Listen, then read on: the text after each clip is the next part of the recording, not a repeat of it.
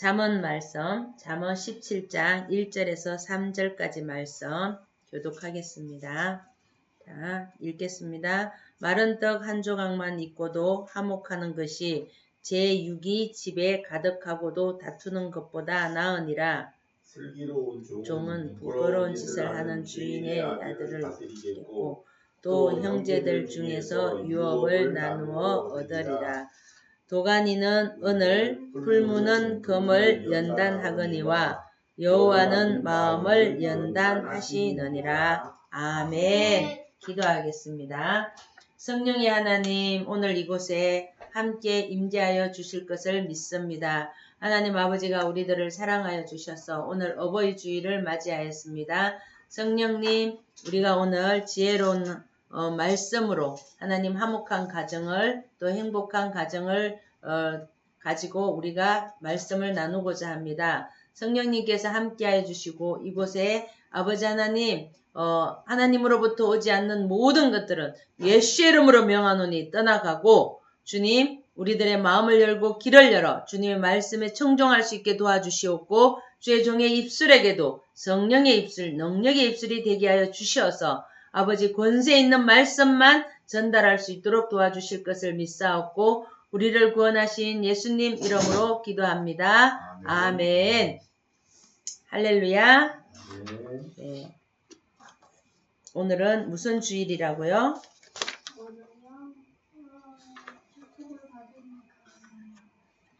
오늘 무슨 주일이라고요? 네. 오늘은 어버이 주일입니다. 어버이 주일은 무슨 주일? 네, 부모님의 주일인 거죠. 자, 지난주에는 어린이 주일이었고, 이번 주에는 어버이 주일. 어린이 주일날, 우리 이제 그 장로님은 핵폭탄을 맞아서 어마무시하게 양쪽으로 다니면서, 어린이, 2명 있는 어린이한테 핵폭탄 맞게 엄청 뜯겼죠. 이제 1년에 한 번, 선물해주는 거니까. 자, 오늘 말씀은, 무슨 가정? 축복받는 가정이라는 제목으로 말씀을 나누어 보겠습니다. 축복받는 가정, 화목한 가정. 자, 할렐루야. 네. 잠언의 17장 1절 말씀에 보면 마른 떡 한 조각만 있고도 화목하는 것이 제6이 집에 가득하고도 다투는 것보다 낫다라고 말씀을 하였어요. 어느 시골 마을에 가난한 노부부가 살고 있었습니다. 집도 낡았고 먹을 것도 넉넉하지 않았습니다. 그러나 마을 사람들이 집에 들어가 보니 식탁 위에는 마른 보리떡 몇 조각과 된장뿐이었다는 거예요. 그런데 이상한 것은 이 집의 사람들은 언제나 밝은 모습으로 있고요. 웃음이 끊이지 않았다고 해요. 그래서 어느 날 이웃집 할머니가 그 집의 남편에게 찾아가서 물었답니다. 여보세요. 왜 이 집은 내가 볼 때는 행복할 것이 없는 것 같은데, 이렇게 맨날 웃고 살아요? 라고 물어본 거죠. 그랬더니, 이상할 것이 하나도 없는 게, 서로 뭐예요? 여보, 오늘 하루 잘 보내게 해주셔서 감사해요. 당신이 있어서 행복해요. 아니죠. 당신이 이렇게 늘 잔치상으로 밥상을 차려주어서 감사하죠. 이런 것들을 했다는 거예요. 자, 우리는 내가 행복하지 않다고 생각하는 건 어디에서부터 오는 걸까? 나는 불만 불평이 있는 것은 어디에서부터 오는 걸까? 자, 우리는 내가 내 생각대로 내가 하고 싶은 것을 하지 못하면 우리 마음은 어때요? 불행해요. 짜증나요. 화나요. 그죠? 자, 오늘 이 예화의 말씀처럼 우리는 많은 사람들이 가정의 행복을 원한다는 거죠. 좋은 집, 안정된 경제, 자녀의 성공을 꿈꾸며 살아간다는 거예요. 그러나 성경은 가정의 행복의 기준은 세상과 다르다는 거예요. 그 뭐예요? 하나님이 가장 많이 가정보다는 화목한 가정을 하나님은 축복해 주신다는 거예요. 요즘에 제가 맨날 그런 것만 봐서 그런지 제가 보는 쇼츠에는 맨날 이혼하는 얘기, 그 다음에 뭐 폭력, 소통 이런 것만 나오는 것 같아. 근데 제가 이제 그걸 관심이 있어서 보니까 알고리즘이 그거를 보게 했겠지, 그쵸?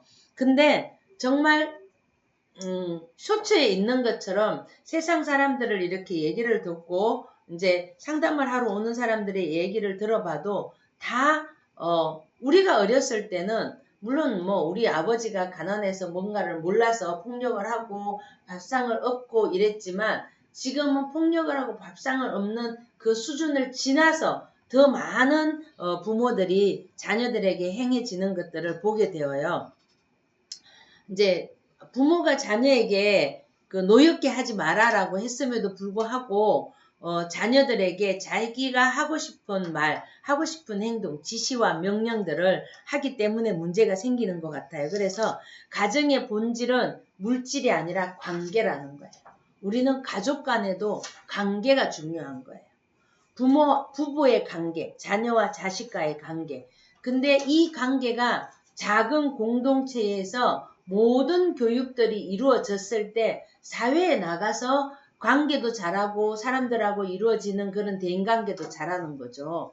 그래서 제가 이제 요즘에 다시 와서 이렇게 보고 아이들이 지금 별로 없잖아요. 학교 가면 제가 이제 인나도 그 입학식 때 가보니까 한 반에 20명, 25명, 30명도 아니야.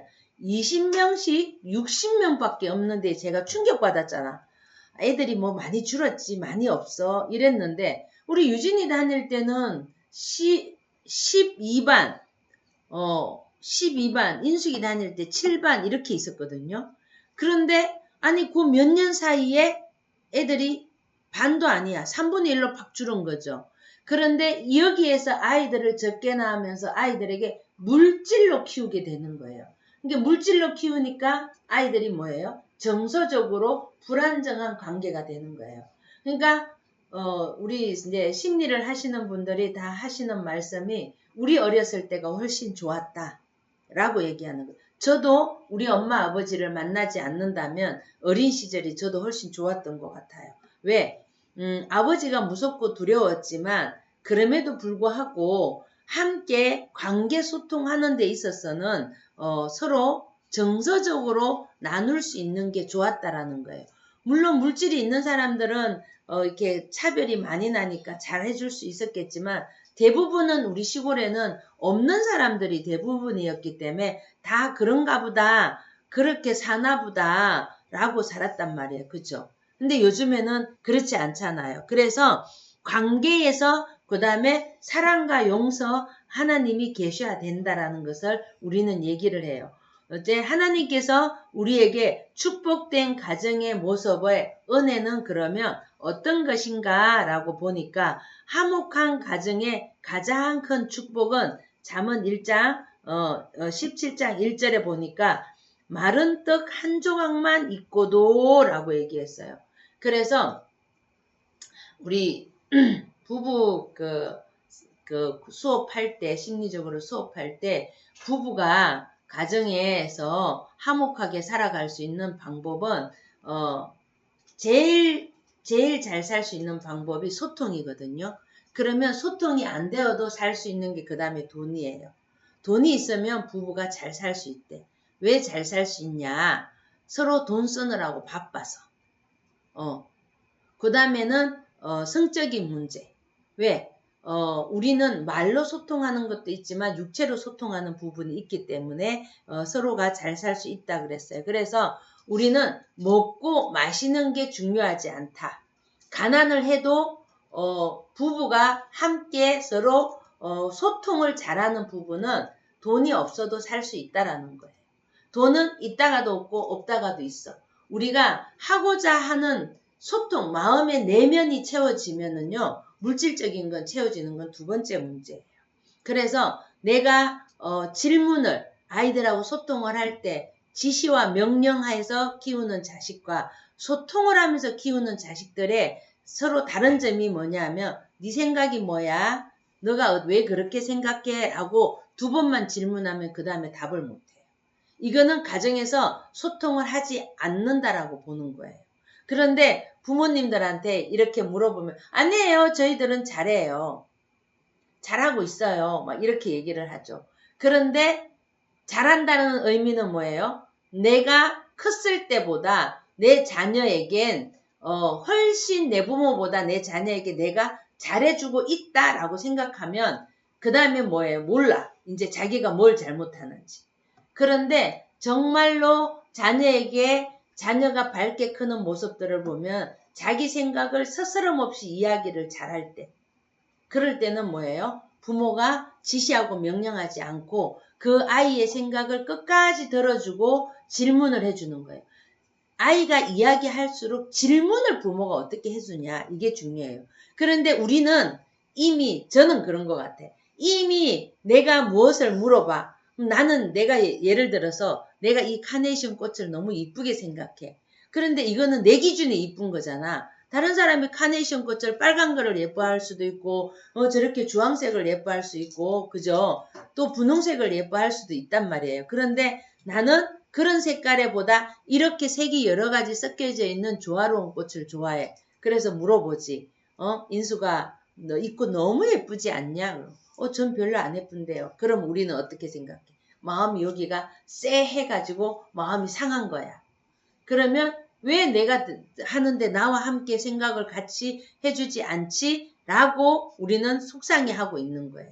그런데 우리는 기준이 다르다라는 것을 생각하지 못해요. 내 새끼인데 왜 내 말대로 이 꽃이 예쁘다고 안 해주지? 라고 생각하는 게 내한테 깔려 있으면 안 된다라는 거예요. 그래서 내가 말해주는 내 생각이 맞다고 생각하면 안 된다라는 거예요. 근데 우리는 기준이 우리 속에 딱 있잖아. 이렇게 대답해 주겠지. 내가 이렇게 하면 상대가 나에게 이렇게 해주겠지. 이런 생각이 가지고 있는 거예요. 그래서 내 생각대로 되지 않으면 어떻게 해요? 짜증나지. 맞아. 짜증나요. 짜증난다는 거죠. 그래서 내 생각과 내 의견에 일치하지 않아도 된다라는 것을 우리는 알 수 있어야 돼요. 그래서 하나님은 풍요로운 식당보다 화목한 관계를 더 가치 있게 여긴다라는 이유가 이런 데서 오는 거예요. 그리고 하나님은 사랑을 배우게 하시는 공동체다. 그런데 그 공동체를 배울 수 있는 공동체가 1번으로 가정이라는 거예요. 그 다음에 2번은 어디예요? 교회 다니면 교회의 공동체. 3번은 학교의 공동체. 4번은 이제 이게 다 단계별로 잘 되었을 때 사회에 나가면 끄리낌 없이 자기의 자아를 표출하면서 살아갈 수 있는 능력이 된다라는 거예요. 제가 가수 이수연이를 너무 좋아하잖아. 왜 좋아하냐면 부러워서 좋아해요. 처음에는 목소리가 너무 아름답고 당차게 노래 부르는 그 모습이 너무 좋았는데 이제 12살이거든요. 가면 갈수록 좋아하는 이유가 뭐냐면 어쩌면 자기 생각을 그렇게 탁탁탁 질문에 막히지 않게 얘기를 너무 잘하는지 모르겠어요.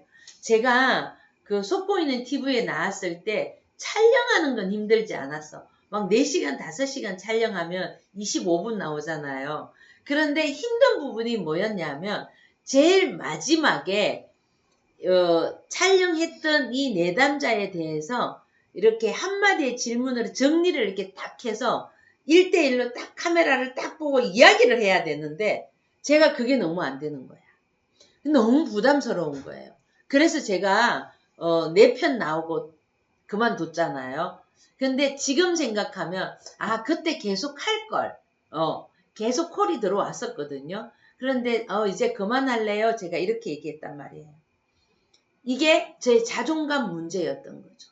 그래서 우리가 진짜 그 앵커들이 유소에 이렇게 하는데 이렇게 쫙 앉아서 1대1로 질문을 하는데 자기네들이 이 12살 아이가 질문해놓고 그 대답하는 거에 이 앵커들이 자기네들이 현역이 돼서 이렇게 막 귀 기울여서 쳐다봤대잖아요.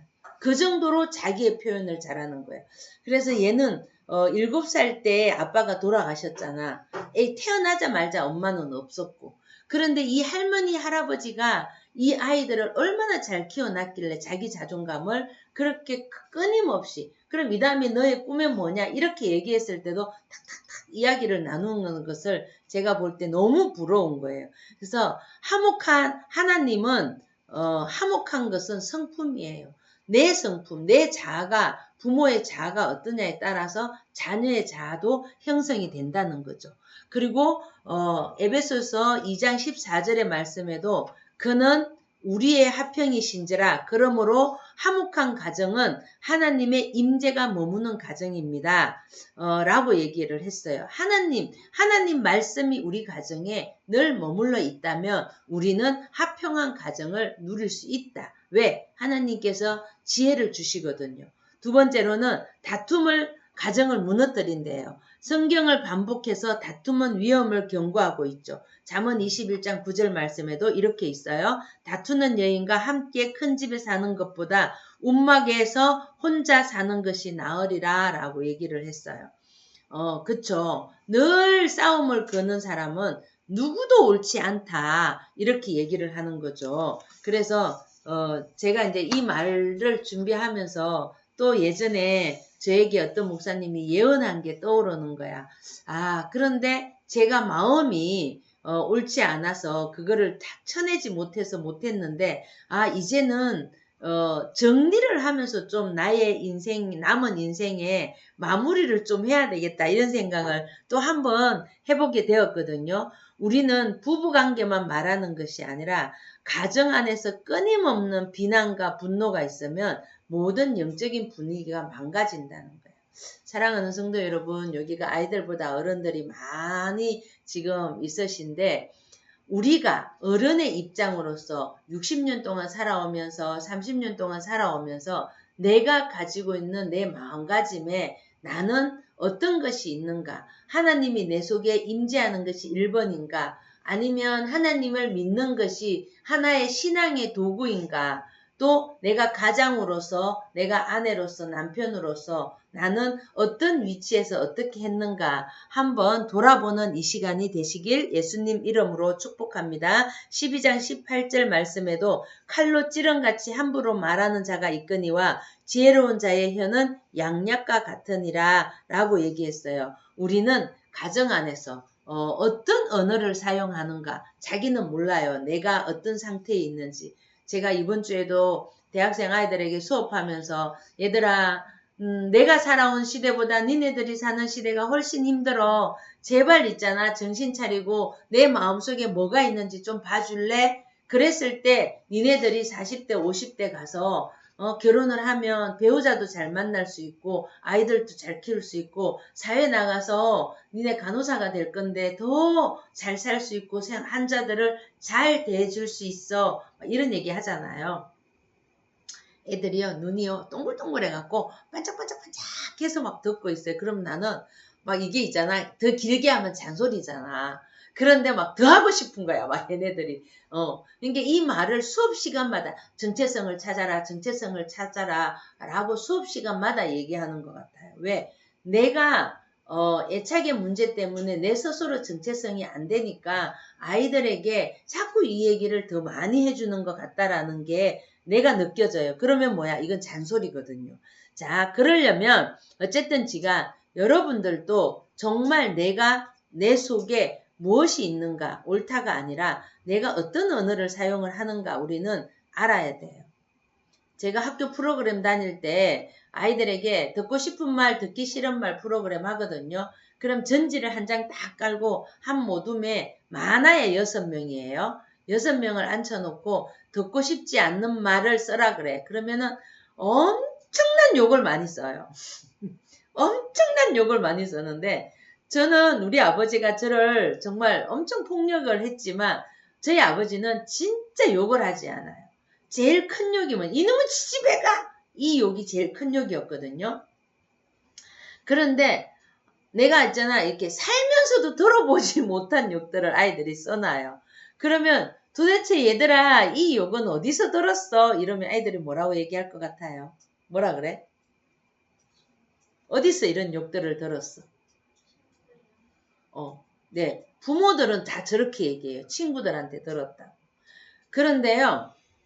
그런데 여러분들 놀랄 일이지. 친구들한테 들었어요는 부모들은 100% 이렇게 얘기하고요. 95%는요.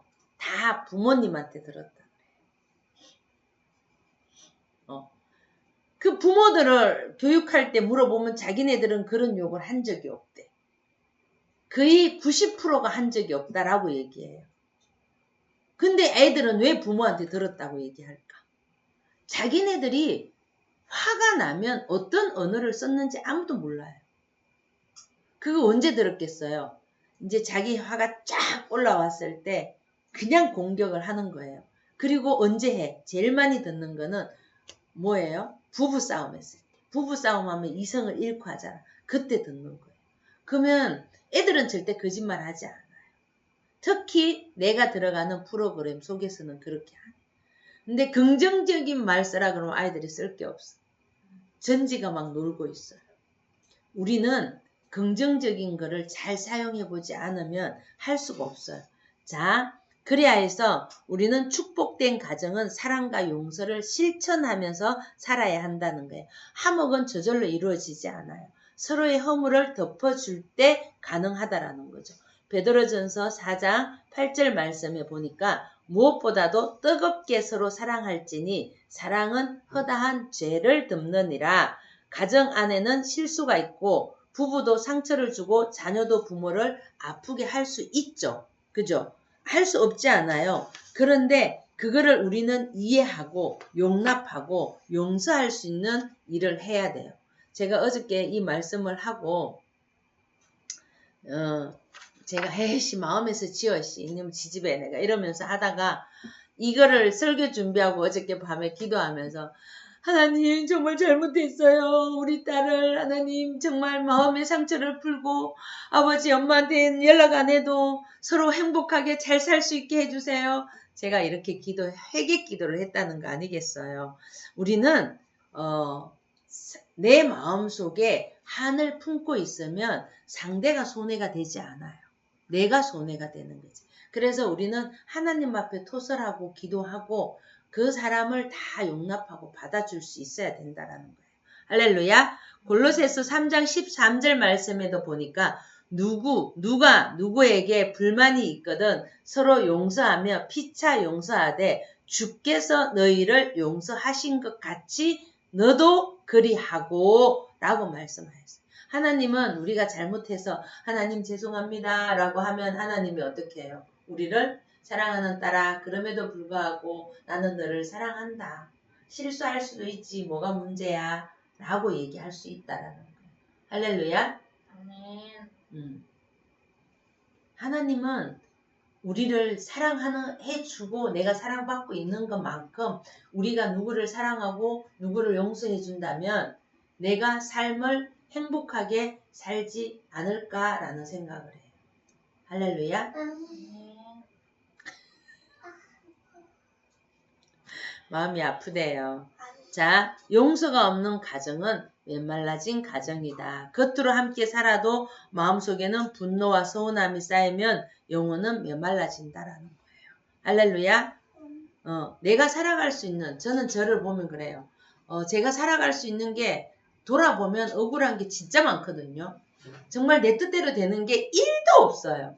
그런데 1도 없는데 내 뜻대로 하고 싶어서 갈등하고 원망하고 이렇게 살죠. 그렇게 하다가 이제 다시 어떻게 해요? 이제 말씀을 보다가 보면 아버지 또 죄송합니다. 또 용서하여 주십시오. 이런 걸 하는 거죠. 그래서 우리는 에베소서 4장 26절 27절 보니까 분을 내어도 죄를 짓지 말며 해가 지도록 분을 품지 말고 마귀에게 틈을 주지 말라. 사단은 가정을 깨트리기 위해 서운함을 오래 붙잡게 한다라고 말했어요. 만약에 하나님이 내 곁에 없었다면 하나님이 나에게 이 말씀을 주지 않았다면 우리가 가정사역학교 동산교회에서 가정사역학교 공부하고 우리가 기독교 상담학을 배울 때 이거를 정말 수도 없이 듣거든요. 수도 없이 듣는데 제가 마음의 상처가 많으니까 남편에 대해서 서운한 게 얼마나 많겠어요. 그래서 절대적으로 말하지 말아야지. 정말 내가 이번에는 용서하지 않고 내가 한 달 동안 말을 해보지 않으리라. 40년 살면서 얼마나 많이 생각했겠어요.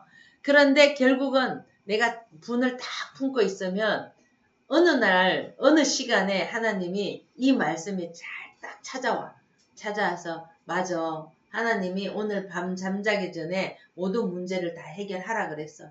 그럼 나도 모르게, 뭐라 그래요? 말을 이렇게 붙여요. 말을 붙이면 다 자기가 잘난 줄 알아. 그러거나 말거나. 그죠? 누가 있어요? 나에게는 하나님이 있는 거죠. 하나님이 있는 거죠. 우리는 왜 나만 해야 된다는 것은 아니라는 거죠. 그래서 예수님의 중심의 가정으로 이끌어 가야 된다는 거예요. 시편 1절 말씀 127편의 1절 말씀처럼 여호와께서 집을 세우지 아니하시면 세우는 자의 수고가 헛되다 라고 말씀하셨어요. 자, 가정에는 부부가 있어요. 서로 함께 가정의 남편과 아내의 자리에서 주는 역할들이 있단 말이에요. 근데 그 역할을 감당하지 못하고 한쪽만 한다고 해서 그 가정은 이루어지지 않아요. 삐걱거리게 되어 있어요. 그래서 하나님은 분명히 남자는 하늘, 여자는 땅 이렇게 명시를 해 주셨단 말이에요. 그러면 하늘이 해야 되는 역할과 땅이 해야 되는 역할은 우리는 분명히 알고 가야 되는 부분이에요.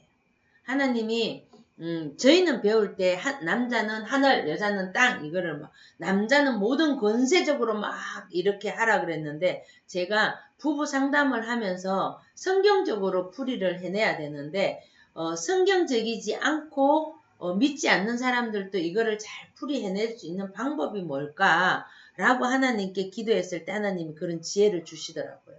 그런데 제가 이렇게 풀이해내면 사람들이 다 이러고 들어. 지난번에 이거 앰플을 봐주러 오신 빛나교회 집사님도 내가 이 얘기를 했더니 그렇구나 이렇게 듣고 가셨거든요. 우리는 하나님이 우리 안에 중심이 있어야 된다는 거예요.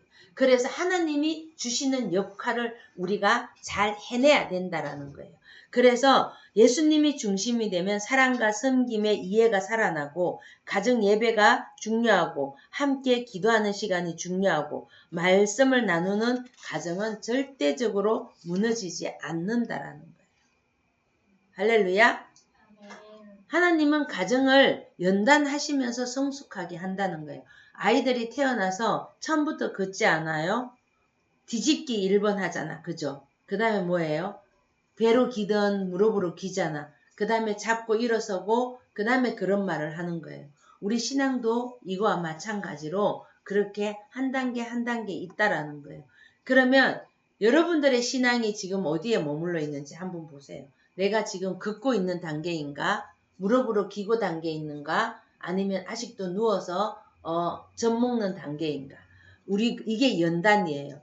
잠언 17장 3절 말씀에는 보니까 도가니는 은을 풀무는 금을 연단하거니와 여호와의 마음을 연단하시느니라 라고 말씀하셨어요. 하나님은 가정을 통해 우리 마음을 다스리는 거예요. 다른 데 가서 볼 거 없어요. 우리 가정에 지금 소통을 잘하고 있는가? 우리 가정이 서로 화목하게 이야기를 잘하고 있는가? 이런 것들을 우리는 보고 그러면 누구 때문이 아니야. 다 저 때문이에요. 나 때문에. 그래서 내가 이 가정에 어떤 역할을 못했는가 이거를 볼 수 있어야 된다는 거죠.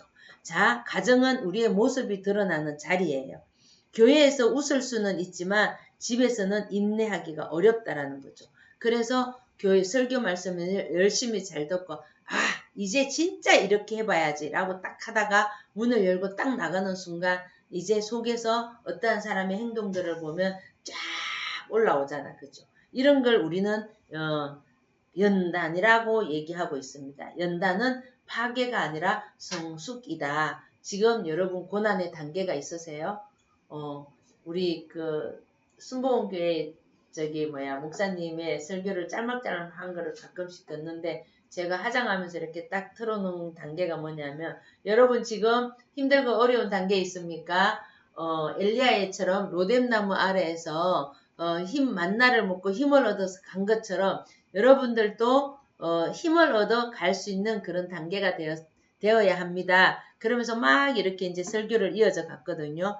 여러분 지금 힘든 단계 누구나 다 힘들어요. 지금 이 시국에는 지금 경제가 힘들기 때문에 다 힘들어요. 다 힘들면 돈이 없는 우리는 더 힘들어요.